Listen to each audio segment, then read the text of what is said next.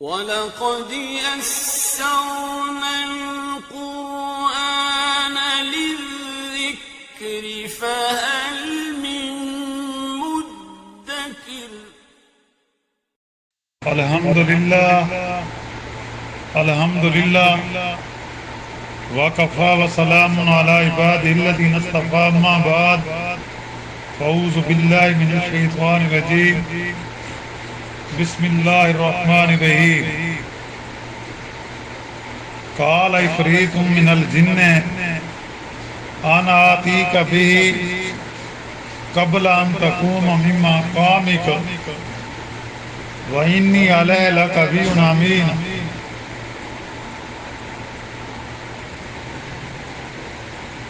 ایک کبھی ہیکل جن نے جواب میں عرض کیا کہ میں اس کو آپ کی خدمت میں حاضر کر دوں گا قبل اس کے کہ آپ اپنی نشست سے اٹھیں اور میں اس کے لانے پر طاقت رکھتا ہوں۔ جب یوسف علیہ السلام نے کہا نا ملکہ سبا کے آنے سے پہلے کوئی ایسی ہستی ہے، کوئی ایسی شخصیت ہے جو اس کے تخت کو ہمارے دربار میں لے آئے۔ قال الذی عنده علم من الکتاب انا آتیک بہ قبل ان یرتد الیک طرفک، اور اور ان میں قال الذی عنده من علم من الکتاب انا آتیک بہ قبل ان یرتد الیک طرفک فلما رأوا مستقرا عنده قال هذا من فضل ربی لیبلونی اشکر ام اکفر ومن شکر فإنما يشكر نفسه ومن كفر فإن ربی غنی کریم۔ اور وہ بڑا مرصع جواہرات والا تخت ہے، مگر ایک امانت دار میں بھی ہوں جس کے پاس کتاب کا علم تھا، یعنی اس جن کے علاوہ ایک اور ہستی حضرت یوسف علیہ السلام کے دربار میں تھی، حضرت سلیمان علیہ السلام کے دربار میں تھی، اس عفریت کے علاوہ جن کے علاوہ جس نے کہا، یعنی جس کے پاس کتاب کا علم ہے، اس نے کہا میں اس کو تیرے سامنے تیری آنکھ جھپکنے سے پہلے لا کر کھڑا کر سکتا ہوں۔ اور جب سلیمان علیہ السلام نے اس کو اپنے روبرو رکھا دیکھا سو کہنے لگے کہ یہ بھی میرے پروردگار کا ایک فضل ہے تاکہ وہ میری آزمائش کرے کہ میں شکر کرتا ہوں یا نہ شکری کرتا ہوں۔ اور جو شخص شکر کرتا ہے اپنی نفع کے لیے شکر کرتا ہے، جو نہ شکری کرتا ہے تو میرا رب غنی ہے، کریم ہے۔ سبحان ربک رب العزت عما یصفون وسلام علی المرسلین والحمد للہ رب العالمین۔ اللہم صلی علی سیدنا محمد وعلی آلہ وصحابہ وسلم۔ پارہ 19واں سورۃ النمل کی آیات مبارک 39 اور 40 کی تلاوت کی گئی ہے اور ساتھ ان کا ترجمہ بھی کیا گیا ہے۔ جیسا کہ آپ کو معلوم ہے کہ کل کے درس میں ذکر ہوا تھا، حضرت سلیمان علیہ السلام نے ملکہ سبا کو اللہ کی قدرت دکھانے کے لیے اپنے اہل دربار سے فرمایا کہ تم میں کوئی ایسا ہے جو اس بلقیس کا شاہی تخت قبل اس کے کہ وہ میرے پاس مطیع ہو کر آئے آ کر حاضر کر دے۔ اس کے جواب میں آج جو آیات مبارکہ پڑھی گئی ہیں وہ انہی کا جواب ہے۔ مفسرین نے لکھا ہے کہ بلقیس ملکہ سبا کے تمام اموال و دولت میں تخت شاہی کا انتخاب شاید اس لیے کیا گیا کہ وہ ملکہ سبا کی سب سے زیادہ محفوظ شہری، جس کو 7 محلات شاہی کے درمیان میں ایک محفوظ محل کے اندر مکفل کر کے رکھا گیا تھا، جہاں ملکہ کے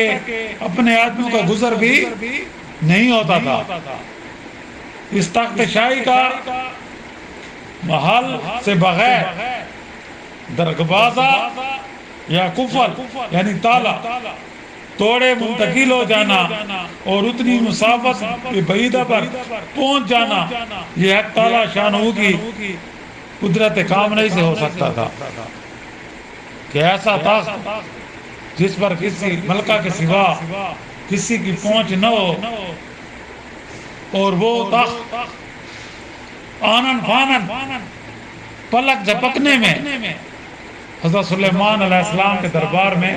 بغیر تالا توڑے دروازہ توڑے پہنچ جائے، اور اس کافرہ ملکہ کو حق تعالی جل شانہ کی قدرت عظیمہ پر یقین دلانے کا سب سے بڑا ذریعہ یہی ہو سکتا تھا۔ اس لیے حضرت سلیمان علیہ السلام نے اپنے دربار میں اس حاضر ہونے والی ملکہ کے تخت شاہی کا، جس کو وہ بحفاظت اپنی سلطنت میں اپنے خاص محل کے اندر محفوظ کر کے آ رہی تھی، انتخاب فرمایا اور اس کے تخت شاہی کو حاضر دربار کرنے کے لیے فرمایا۔ اہل دربار میں سے جب یہ کہا تو اہل دربار میں سے کبھی ہے کل جن نے عرض کیا، جیسا کہ شروع میں آیات پڑھی گئی کہ میں اس کو آپ کی خدمت میں حاضر کر دوں گا، قبل اس کے کہ آپ اپنے دربار سے اٹھیں، اور وہ بہت وزنی ہے، یعنی وہ تخت گو کہ بہت وزنی ہے، مگر میں اس کے لانے پر طاقت رکھتا ہوں۔ وہ بڑا قیمتی ہیرے جواہرات سے وہ مرصع ہے، مگر میں امانت دار بھی ہوں اور اس میں کوئی خیانت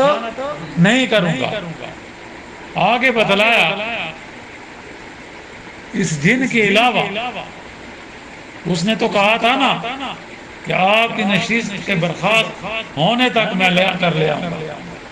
لیکن دوسری آیات جو ہم نے پڑھی آیات نمبر 40 اس میں بتلایا گیا ایک ایسی ہستی بھی تھی، ایک ایسی ہستی بھی تھی جس کے پاس کتاب کا علم تھا، اور اس نے کہا کہ میں اس تخت شاہی کو تمہارے سامنے تمہاری آنکھ جھپکنے سے پہلے لا کر کھڑا کر سکتا ہوں، یعنی آنن فانن فوراً۔ اب اس کی تفسیر میں کہ یہ کہنے والے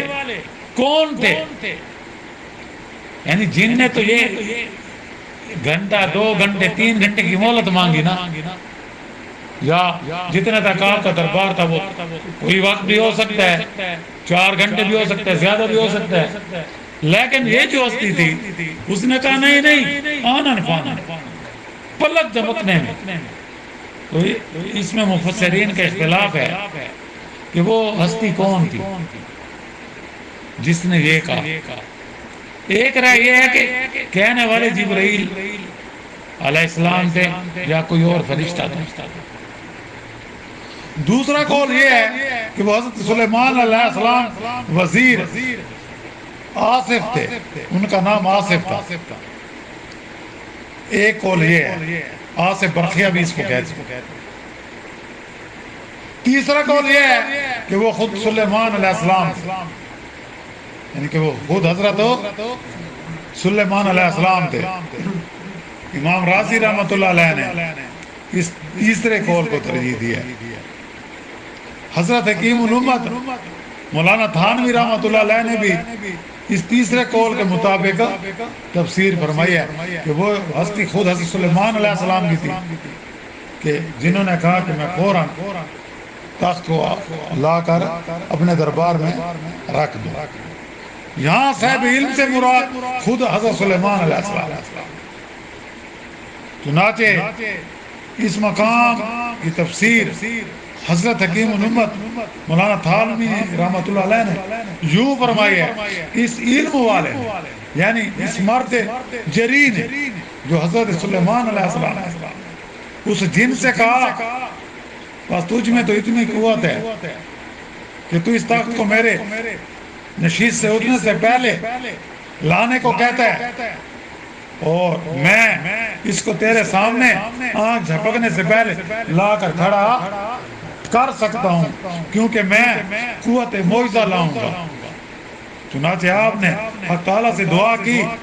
یا کسی اسم الہی کے ذریعے اسم اعظم کے ذریعے وہ تک فوراً سامنے حاضر موجود ہوا. جب سلیمان علیہ السلام نے اس کو اپنے روبرو رکھا دیکھا تو خوش ہو کر شکر کے طور پر فرمانے لگے کہ یہ بھی میرے پروردگار کا ایک فضل ہے، میرے پروردگار کا مجھ پر احسان ہے کہ میرے ہاتھ سے یہ معجزہ ظاہر کیا تاکہ اللہ تعالیٰ میری آزمائش کریں کہ میں شکر کرتا ہوں یا نہ شکر ہوں. اور ظاہر ہے کہ جو شخص شکر کرتا ہے دنیا آخرت میں مزید انعامات اس کو اللہ تعالیٰ کی طرف سے عطا ہوتے ہیں، جیسا کہ اللہ نے قرآن مجید میں فرمایا لئن شکرتم لازیدنکم، اگر تم میرا شکر ادا کرو گے نا میں تمہیں بہت زیادہ دوں گا. وَلَئِن کَفَرْتُمْ، اور اگر تم میری ناشکری کرو گے نا ان عذاب لشدید، تو میرا عذاب ہی بڑا سخت ہے. تو اللہ سے دعا کرو اللہ میں شکر کرنے والا بنائے، اللہ میں ان لوگوں میں ان اپنے نیک بندوں میں بنائے جو اللہ کا ہر حال میں شکر ادا کرنے والے ہوتے ہیں، شکر گزار ہوتے ہیں. تو اللہ تعالیٰ کہ میں اگر ناشکری کروں تو اللہ تعالیٰ کا تو کوئی نقصان نہیں ہے، شکر کروں پھر بھی نہیں تو وہ ہمارے شکریوں سے قطعاً بے نیاز ہے. وہ تو ذات ہے، وہ کسی کا محتاج نہیں، ساری دنیا اسی کی محتاج ہے. وہ خالق ہے، وہ مالک ہے، وہ بے نیاز ہے اور بذات خود کامل الصفات اور منبع کمالات ہے. ہمارے کفران نعمت سے اس کی کسی صفت کمالے میں کمی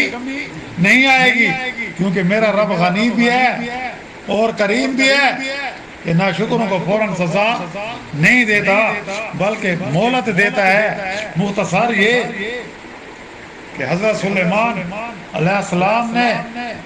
اس ملکہ کے عقل و فہم کو آزمانے کے لیے یہی حکم دیا کہ اس کے تخت کی صورت بدل دو، مثلا جواہرات کے مواقع بدل دو، ان کا رنگ اور لگا دو اور دیکھو کہ کیا وہ اپنے تخت کو پہچانتی ہے یا نہیں پہچانتی. اور اس سوال کے جواب میں کہ کیا یہ تمہارا تخت شاہی ایسا ہے تو وہ کیا جواب دیتی ہے، تو انشاءاللہ اس کا جواب اگلی آیات مبارکہ میں ہوگا. وآخر دعوانا ان الحمدللہ رب العالمین. ربنا آتنا حسنۃ فی الحیاۃ حسنۃ وقنا عذاب النار. ربنا تقبل منا انک انت السمیع العلیم وتب علینا انک انت التواب الرحیم. صلی اللہ تعالی علی خیر خلق محمد وآلہ وصحبہ اجمعین برحمتک یا ارحم الراحمین.